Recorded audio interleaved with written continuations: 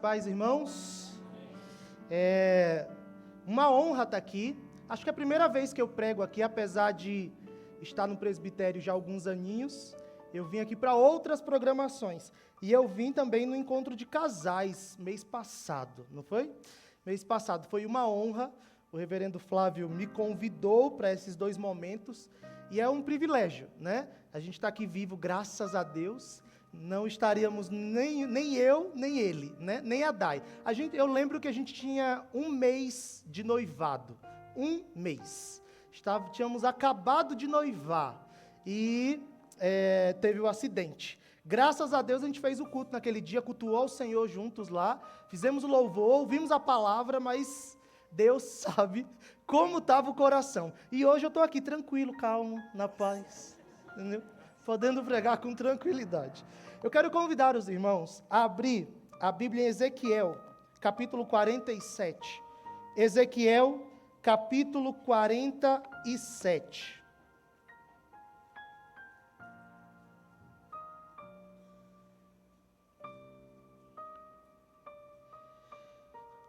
Livro do profeta Ezequiel, capítulo 47.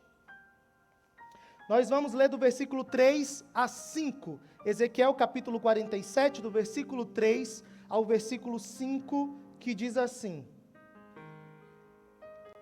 Saiu aquele homem para o oriente, tendo na mão um cordel de medir. Mediu 1000 côvados e me fez passar pelas águas que me davam pelos tornozelos. Mediu mais 1000 e me fez passar pelas águas que me davam pelos joelhos. Mediu mais 1000 e me fez passar pelas águas que me davam pelos lombos. Mediu ainda outros 1000 e era já um rio que eu não podia atravessar, porque as águas tinham crescido, águas que deviam passar a nado, rio pelo qual não se podia passar. Amém. Amém. Eu queria falar com os irmãos hoje, eu queria que você pensasse um pouquinho sobre a sua relação com o Espírito Santo de Deus. O Espírito Santo de Deus é Deus, nós sabemos disso.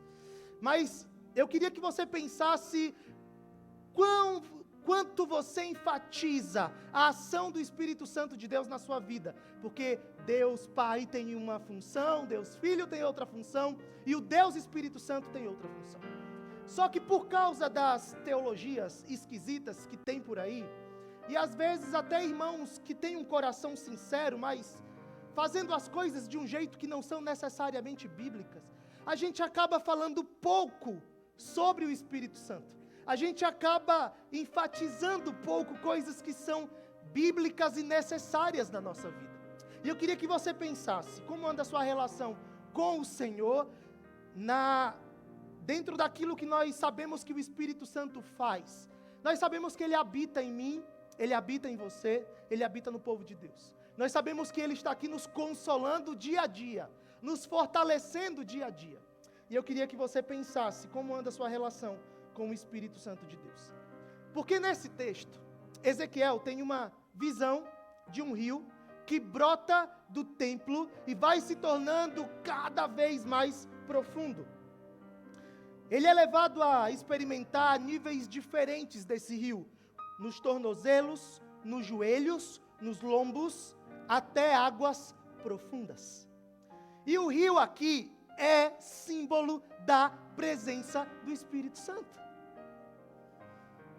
E aí fica a pergunta para a nossa vida: como anda a sua profundidade nessa relação com o Espírito? Até porque nós somos a habitação do Espírito, ok, sim, concordamos, é bíblico, mas a Bíblia nos enfatiza a ter profundidade nesse relacionamento.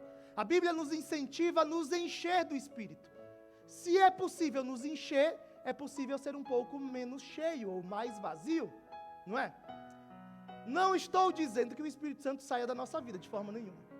Mas eu estou dizendo que a Bíblia nos ensina a ter uma relação mais profunda com o Espírito Santo dele. Eu queria que você pensasse um pouquinho na história de Pedro. No início do seu ministério, no início do ministério dele, chamado pelo Senhor Jesus, Pedro negou a Jesus, não é? Um dos momentos difíceis da vida de Pedro. Um dos momentos que a gente se lembra, que todo mundo conhece. Pedro negou a Jesus, mas depois, cheio do Espírito Santo, ele pregou a milhares de pessoas, e pessoas que se converteram ao Senhor. Pedro foi um homem na Escritura que tinha um relacionamento com o Senhor muito próximo, mas que foi aprendendo de Deus, foi aprendendo do Senhor, desse relacionamento com Deus, foi se aproximando com o Senhor, a ponto de ser profundamente usado por Deus. Até porque relação com Deus, vida com Deus, conhecimento de Deus, é algo que a gente aprende dia a dia. A gente se aproxima do Senhor dia a dia. A gente está mais próximo de Deus a cada dia. Então aquilo que eu fui há 10 anos atrás, 12 anos atrás, 13 anos atrás, é diferente daquilo que eu sou hoje.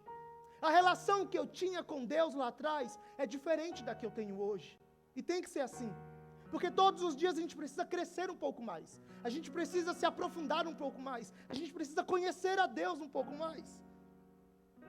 O capítulo 47 de Ezequiel faz parte de uma grande visão do profeta, recebida no exílio babilônico por volta de 573 a.C. E essa visão mostra o templo restaurado e a glória de Deus voltando a habitar no meio do povo. Nós sabemos que no Antigo Testamento, a presença do templo simbolizava a presença do próprio Senhor.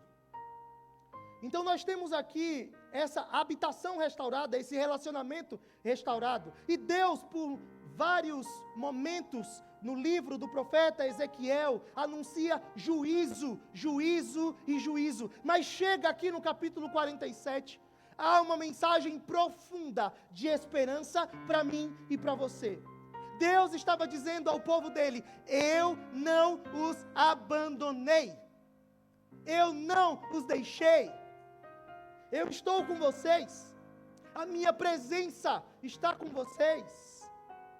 E Deus estava dizendo: só que eu não quero apenas a ideia da presença, eu quero uma ideia da profundidade. Eu quero ter um relacionamento maior, mais profundo. Eu quero que vocês mudem a cada dia, que se arrependam dos seus pecados a cada dia. E a mensagem dada ao povo de Deus naquele momento também é uma mensagem necessária para nós hoje. Como eu disse, o profeta vê um rio que brota do limiar do templo, do limiar daquele lugar que simbolizava a presença de Deus. Inicialmente um rio pequeno, mas que cresce à medida que avança. Primeiro para os tornozelos, depois para os joelhos, para os lombos, até se tornar um rio profundo que ninguém consegue atravessar. Esse rio não vem da natureza, esse rio não é um rio comum, mas ele flui da própria presença de Deus no templo, mostrando que a vida verdadeira só existe em Deus. Onde esse rio chega, o que estava morto passa a ter vida. Onde esse rio chega, aquilo que estava morto passa a viver. Até o Mar Morto, irmãos, que tem o nome de Mar Morto, símbolo de esterilidade, passa a ter abundância de peixes. A ideia do texto é que onde esse rio chega, a vida também chega. O texto fala que às margens do rio surgem árvores frutíferas que dão frutos continuamente e cujas folhas servem de remédio. Esse é o rio, símbolo da ação do Espírito Santo de Deus, que procede do trono de Deus e traz renovação, traz cura, traz vida, traz fruto.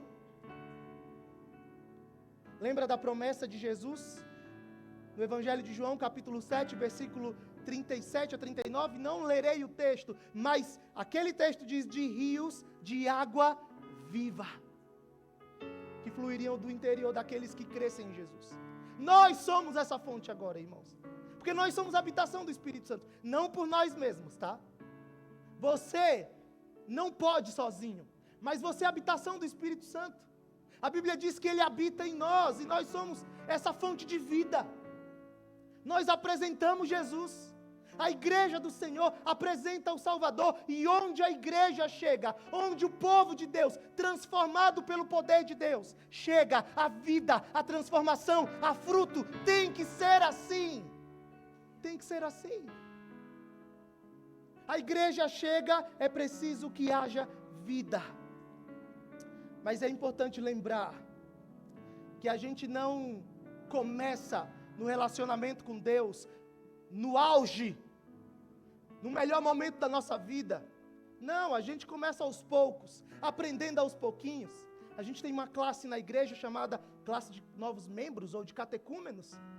A pessoa começa ali a aprender sobre a Bíblia, sobre a palavra, sobre o Senhor, sobre o que ela crê, e esse conhecimento vai se aprofundando e vai fazendo com que cada um de nós seja moldado à luz da palavra de Deus. E não é por força, nem pelo nosso poder que avançamos, mas pelo poder do Espírito de Deus. A igreja, irmãos, hoje em dia tem métodos modernos, tem uma estrutura bonita, tem organização eficiente, tem pessoas para trabalhar, tem recursos financeiros, mas muitas vezes nós nos apoiamos nessas coisas e achamos que essas coisas são de fato o poder de Deus. Há igrejas nesse mundo que não tem estrutura, há igrejas nesse mundo que não tem um telhado bonito como esse daqui, há igrejas que não têm um som como este, mas que estão cheias do poder de Deus. Basta lembrar de igrejas, por exemplo, em continentes como o africano, em que há igrejas, você vai conversando sobre missionários, você vai conhecendo missionários, e você percebe que tem igrejas ali que não tem nem teto. No chão eles cultuam, debaixo de árvores. E ali há o poder de Deus. E aqui também, irmãos, não é sobre estrutura. Então a gente precisa parar de se apegar àquilo que o homem produz, àquilo que nós produzimos, a beleza dos nossos templos, e começar a se lembrar que o que faz a igreja ser igreja não é essa estrutura, por melhor que ela seja, é a ação do Espírito Santo. Portanto, quando a gente chega ao culto, a gente não chega ao culto pensando sobre o melhor som, sobre a cadeira acolchoada para sentar. A gente chega ao culto pensando, Deus, o que o Senhor vai falar conosco? O que o Teu Espírito Santo vai trazer para a minha vida hoje? Qual a transformação que isso vai gerar em mim? Porque às vezes a gente vem para a igreja, a gente não cultua porque a gente está tão cheio de entretenimento. A gente está tão cheio de coisas que chamam a nossa atenção, e aquilo que é real e verdadeiro, que é a Bíblia, a gente se esquece. A gente deixa de lado. Ou a gente deixa de adorar a Deus de fato com a verdade do nosso coração, porque as luzes nos chamam a atenção, porque o som nos chama a atenção, e a gente se esquece do que nós estamos fazendo aqui. Nós estamos aqui para cultuar a Deus, irmãos, e mesmo que falte a luz, mesmo que não tenha toda essa estrutura de som, a gente vai continuar louvando a Deus, porque o que move o nosso coração a louvar a Deus não é a estrutura da igreja, não é quão rico nós somos, é a palavra de Deus. E o Senhor, o Espírito Santo de Deus, nos fortalece, nos instrui por meio da palavra. E às vezes a gente está voando voos baixíssimos nessa vida, com o Senhor. Porque a gente deixa de pregar, a gente deixa de anunciar, a gente deixa de ter um relacionamento com Deus, porque a gente está sempre esperando chegar o melhor momento, ter a melhor estrutura, ter a melhor igreja, ter o melhor vídeo, sei lá. A gente está sempre esperando alguma coisa diferente, quando na verdade Deus nos usa na nossa simplicidade, no nosso dia a dia, quando nós abrimos a boca para falarmos da palavra de Deus. A igreja precisa conhecer, na prática, a realidade do poder de Deus. E sabe qual é o problema? É que há tanta gente falando errado do poder de Deus, falando errado sobre o poder de Deus, que a gente parou de falar. A gente foi para o outro extremo. A gente não fala mais do poder de Deus. Porque a gente tem medo, né? Tem tanta gente falando tanta baboseira sobre o poder de Deus, tantas pessoas usando as expressões mais esquisitas do mundo para falar sobre o poder de Deus, que a gente deixou de falar do poder de Deus na vida da igreja. Meus irmãos, Deus continua agindo na nossa vida. Deus continua poderoso na minha vida, na sua vida. Ele continua agindo no nosso meio. Só que eu não preciso levantar, falar em língua, sair rodopiando por aí. Eu não preciso dessas manifestações públicas. O poder de Deus continua agindo na minha vida, no meu emprego, na minha casa, no hospital, no dia a dia.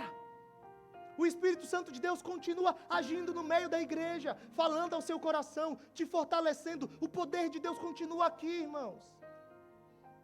E a gente não precisa das manifestações mais estranhas que existem por aí, para nos lembrarmos de que Deus continua agindo no meio da igreja. E que esse mesmo Deus continua convertendo a vida das pessoas. Que esse Deus continua, por meio da sua palavra, mudando corações. A gente precisa continuar se lembrando disso. A igreja precisa conhecer na prática o poder de Deus, que muda, que transforma, que faz o inimaginável, aquela pessoa que você pensa, nunca vai se converter, nunca vai se transformar.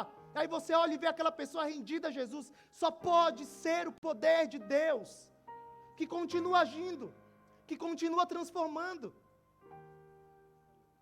Não basta, irmãos, ter boa teologia, e eu sou presbiteriano. A teologia para a gente é importantíssima. Mas não adianta ter teologia e não ter vida. Não viver o que a gente crê. Não adianta. Não adianta se encher de conhecimento. Tem muita gente aí fora que conhece muito mais da Bíblia do que nós. Mas não tem Deus. Não tem o Espírito Santo de Deus, continuam vazios. O conhecimento é importantíssimo para a igreja, mas nós precisamos viver esse conhecimento todos os dias da nossa vida.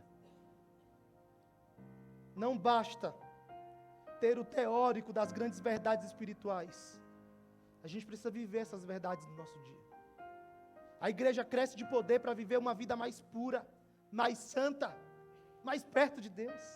A igreja precisa desse poder para fazer voos mais longos. A igreja tem caminhado a passos lentos. A igreja nos nossos dias se tornou para muitas pessoas um momento de final de semana em que ela vai ao culto, cumpre o protocolo dela e volta para casa. E vive a semana totalmente desligada do reino de Deus. Para muitas pessoas nos nossos dias, a igreja se tornou um entretenimento. Não é à toa que igreja boa hoje em dia é de parede preta, não é? Tem que ter nada contra a parede preta. Se os irmãos um dia quiserem pintar aqui, não pela cor. O problema não é a cor preta. O problema é o conceito por trás disso. Tem que ter entretenimento, tem que chamar a atenção. Tem que ser diferente. Porque eu tenho que prender as pessoas aqui. Eu tenho que entretê-las. Não, irmãos. A palavra de Deus tem que ser suficiente para me motivar a vir à igreja, adorar o Senhor e ter o reflexo disso todos os dias da minha semana. Não pode ser só aqui. Não pode ser bater o ponto. Não, eu venho para a igreja, mas eu volto para minha casa e eu quero aplicar aquilo que eu aprendi. Eu quero praticar. Aí eu volto de novo na reunião de oração, aí eu volto de novo num trabalho, porque a comunhão é importante, porque a comunhão me fortalece, mas eu não posso viver o evangelho só aqui, eu tenho que viver fora daqui. A igreja precisa ser impulsionada pelo vento do Espírito, aquele mesmo vento impetuoso que soprou no Pentecoste, precisa soprar hoje em dia, e fica tranquilo que eu não estou falando para você sair falando em línguas. Nossa, veio um pastor pentecostal aqui hoje. Não, eu creio no dom de línguas, tá? Eu não vou falar sobre isso agora. Não vou entrar nessa polêmica. Mas eu creio sim. Só que não é sobre as manifestações em si. Eu estou falando sobre uma igreja que vive debaixo do poder de Deus, que sai do comodismo, que sai de uma vida parada, paralisada, que sai da ideia de um restaurante, de vou para a igreja, me alimento e deixo inclusive os pratos lá para os outros limparem, porque eu mesmo não vou limpar. É aquele irmão que tem a ideia da igreja como um restaurante. Eu vou lá, me alimento e vou para minha casa. E vivo minha semana como se nada demais tivesse acontecido naquele dia em que eu estava no culto ao Senhor. Não, irmãos. Eu vou para a igreja, eu cultuo, eu adoro, mas eu saio dali movido pelo Espírito Santo de Deus. E eu quero que a minha vida seja motivadora para transformar a vida de outras pessoas. Eu quero ser usado pelo poder de Deus. Eu quero que através da minha vida outras pessoas reconheçam que é um Salvador por onde eu passar, porque você está em vários lugares. Ou melhor, a igreja passa por vários lugares. Você tem aqui pessoas que estão na escola, que estão numa faculdade, que estão no trabalho, dentro de lares que precisam de Jesus, e nós precisamos ansiar, sermos usados por este poder.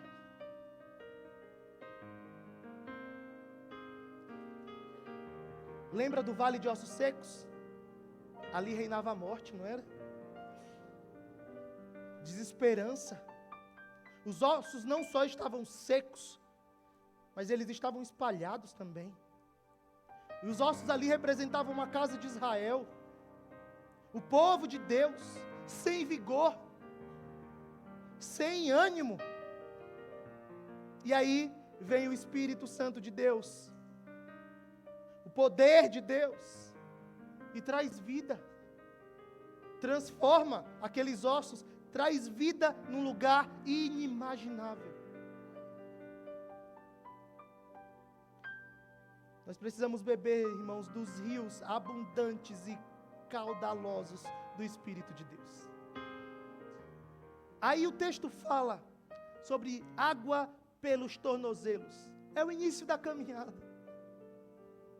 Nos tornozelos a água está bem rasa. Primeiro contato com Deus, o começo da vida cristã.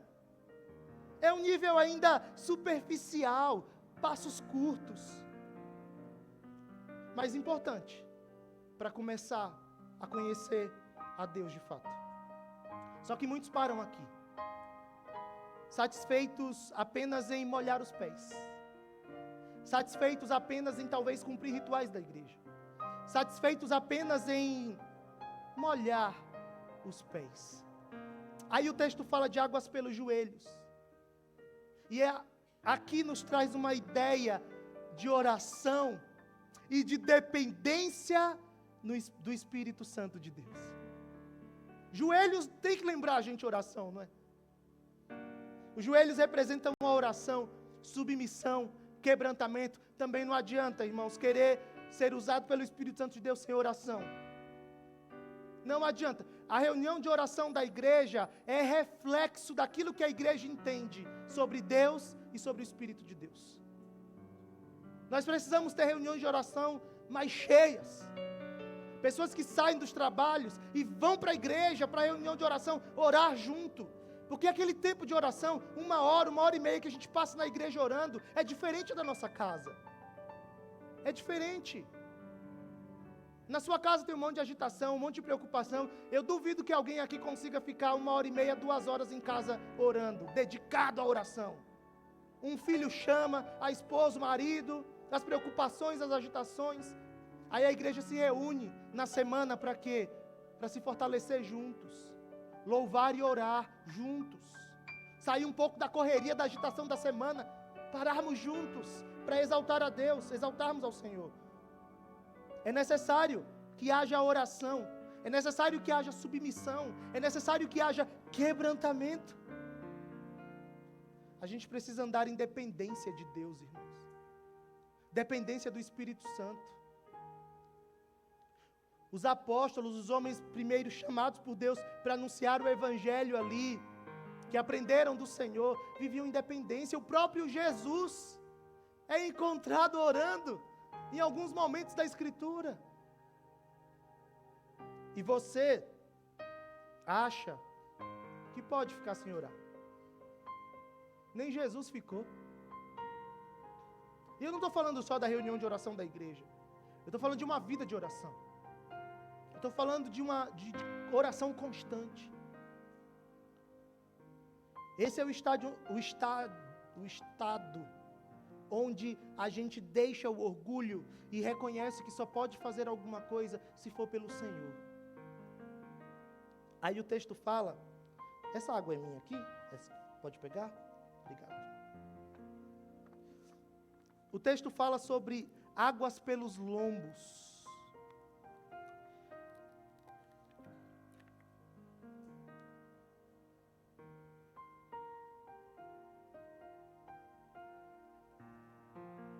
E os lombos aqui lembram força, serviço. Olha como a relação com Deus e a profundidade com o Espírito acontece. O início da caminhada, depois a dependência do Espírito, depois força e serviço. Porque também não dá para dizer que nós somos dependentes do Espírito e vivemos pelo Espírito e não trabalharmos no reino de Deus. Não fazermos nada. Tem muitos cristãos que de fato hoje vivem como se a igreja fosse um restaurante. E eu conheço pessoas que falaram para mim já algumas vezes, em momentos diferentes, pessoas diferentes, falando, eu gosto de igreja grande. Mas por que você gosta de igreja grande? Nada contra igreja grande. Mas por quê? Porque eu chego, sento, cultuo e saio e ninguém me percebe. Está errado. Está errado. A gente não pode desejar a igreja grande para sermos imperceptíveis. Nós precisamos desejar ser úteis na vida uns dos outros. Sermos conhecidos. Conhecer a vida de pessoas aqui. Conhecer as lutas. Não podemos ser indiferentes às necessidades das pessoas, irmãos. Vida cristã é uma vida de serviço. Onde eu estiver, aqui e fora daqui. Mas se eu não consigo servir na igreja que eu congrego, eu vou servir onde? Se eu não consigo servir no meio dos irmãos que eu estou constantemente falando da palavra de Deus juntos, eu vou servir em que lugar? Pastor, eu só sirvo no meu trabalho. Não. Você começa aqui. Isso aqui se expande para a sua vida. Porque é aqui que a igreja se reúne para se moldar. Para parecer mais com Jesus, para ter força para lidar com os dilemas e as lutas do dia a dia. Então a gente precisa trabalhar, lombos, força, disposição. E nesse estágio a fé se traduz em serviço, em compromisso com o reino. Aqui já não é só experiência pessoal, mas há uma dedicação ao trabalho. Aqui há uma disposição e um anseio por gerar novos filhos espirituais. Nós não podemos ser estéreis, irmãos, espiritualmente. Precisamos gerar vidas pelo poder do Espírito. Mas nós precisamos sim gerar outras pessoas que creem no mesmo Deus que a gente, que vivem para este Deus. Muitos querem apenas sentir a presença de Deus. E poucos querem esforço e sacrifício. A gente vive numa época em que as pessoas vivem por sentir, não é? Eu estou com vontade, eu sinto vontade de ir para a igreja. Eu estou com vontade, sinto vontade de servir hoje. Amanhã eu não estou com vontade, então eu não vou fazer. As pessoas vivem pela própria vontade, pelos próprios sentimentos, quando na verdade a Bíblia me convida ou me convoca a renunciar à minha vontade, a viver pela vontade de Deus, a fazer a vontade de Deus. Aqui exige esforço, aqui exige serviço, aqui exige sacrifício. Não sacrifício para salvação, porque esse Jesus já fez. Mas também não vem dizer para mim que vida cristã é fácil, que estar na igreja é fácil, que não tem sacrifício nenhum. Não tem o sacrifício salvífico. Esse Jesus já cumpriu e a gente não precisa fazer. Mas a verdade é que chegar em casa cansado e vir para a igreja orar exige esforço, renúncia e muitas vezes sacrifício. Mas olha a diferença. Eu não me sacrifico para ganhar a salvação. Eu não me sacrifico para que o poder de Deus se manifeste na minha vida. Não, eu faço como reflexo disso. É prazeroso para o povo de Deus se sacrificar pelo reino de Deus. Quantos cristãos aí perseguidos não estão morrendo por causa de Jesus?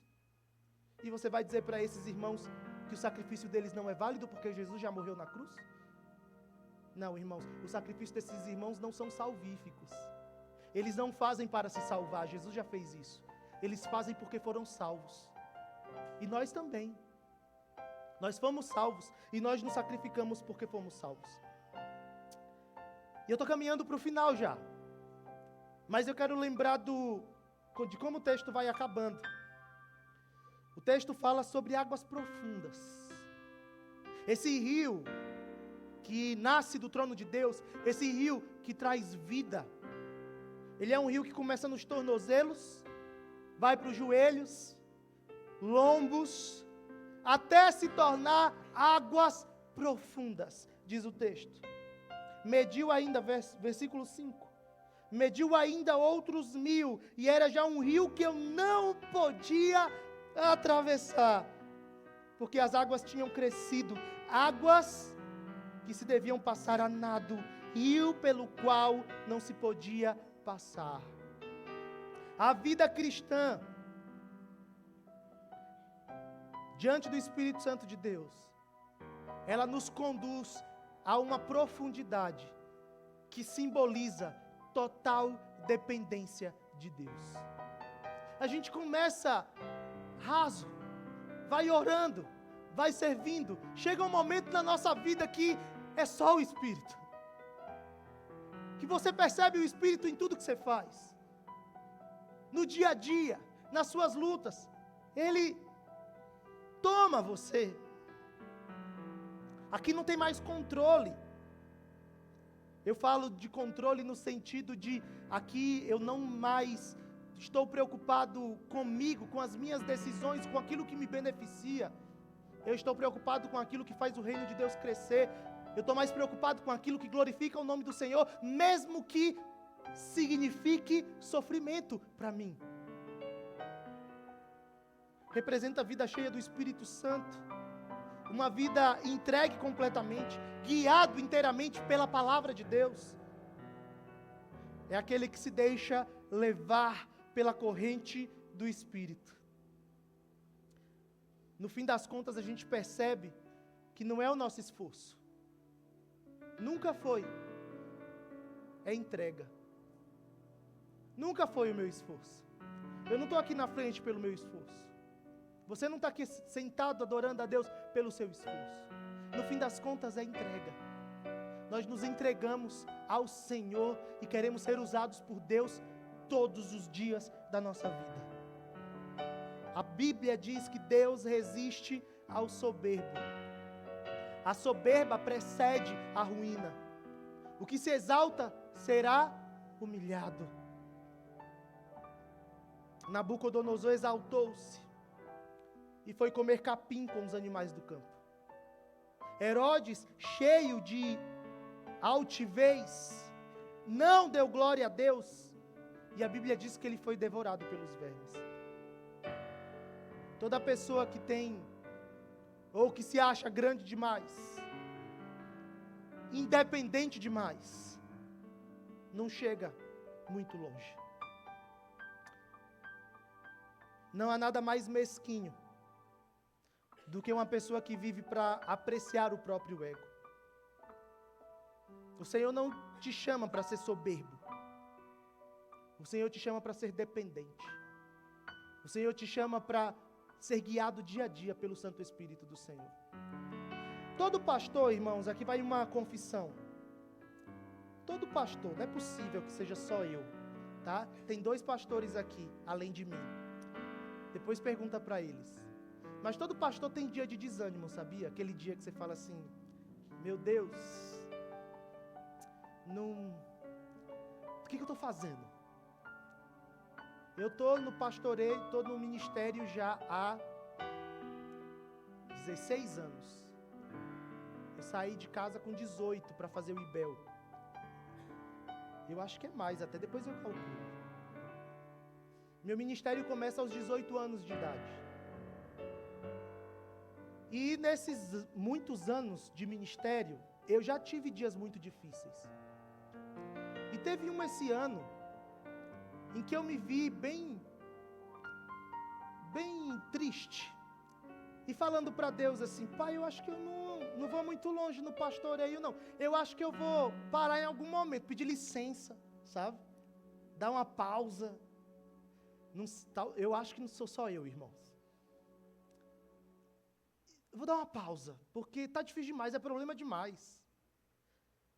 E a igreja não estava acontecendo nada. Não era a igreja.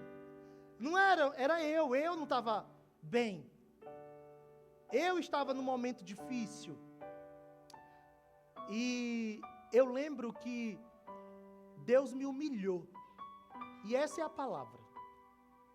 Eu me senti um pouquinho, talvez, eu acho que me aproximo muito naquele momento do que talvez Jonas tenha sentido, sabe? Tentando ir para o outro lado e Deus humilhou Jonas e colocou ele no caminho que ele tinha que ir. Não foi nada público. Ninguém viu, ninguém soube sobre aquela humilhação que eu percebi. Mas para mim, foi como se Deus tivesse usado aquele momento para me fazer perceber que a minha vida era dele. E que eu iria sofrer quanto tempo ele quisesse. Que não, a escolha não era minha. Eu poderia me sentir daquele jeito. E Deus me acolheu. Deus falou ao meu coração. A palavra do Senhor me fortaleceu naquele dia, mas ao mesmo tempo Ele me humilhou. E não há nada melhor do que ser humilhado pelo Senhor. Porque ser humilhado por Satanás é uma coisa, pelo Senhor é outra. O Senhor não nos deixa humilhados. O Senhor nos levanta de lá. E naquele dia, eu fui humilhado por Deus, eu e Deus, algo meu e dele. Ninguém sabe.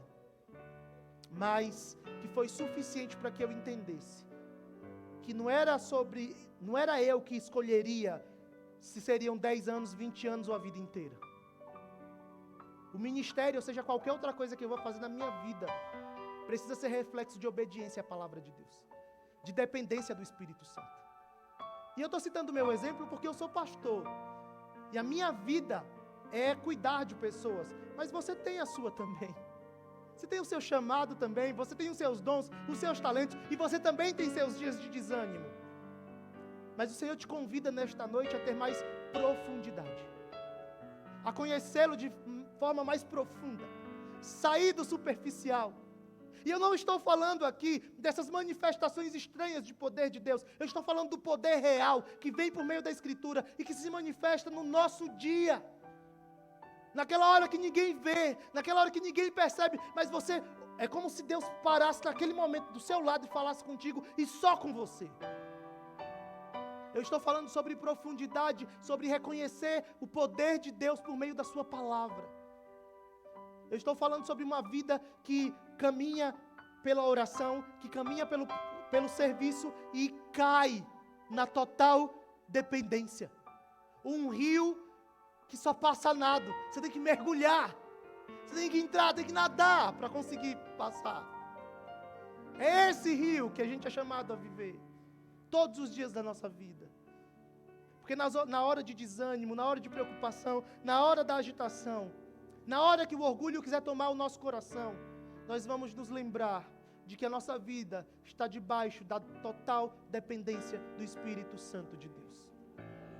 Espírito Santo que é Deus, que continua na vida da igreja hoje, continua consolando o povo dele hoje, e continua dizendo para você: eu te quero perto de mim, eu te quero muito perto de mim. Não é um Deus distante, é um Deus que habita em mim e você, é um Deus que se apresenta como aquele que caminha todos os dias da nossa vida, e pode ter certeza que os dias difíceis vêm, mas quando eles chegarem, você vai passar por eles de forma diferente. Você vai passar por eles em total dependência. Então, eu finalizo dizendo aos irmãos: busque profundidade. O Espírito Santo de Deus, todos nós, servos de Deus, temos. Mas profundidade nem todos têm. Enchimento com o Espírito é algo que a gente busca todos os dias. Busque ser mais cheio. Busque depender mais. Agora não se esqueça que isso passa pela oração, pelo serviço e pela dependência. Que Deus nos abençoe.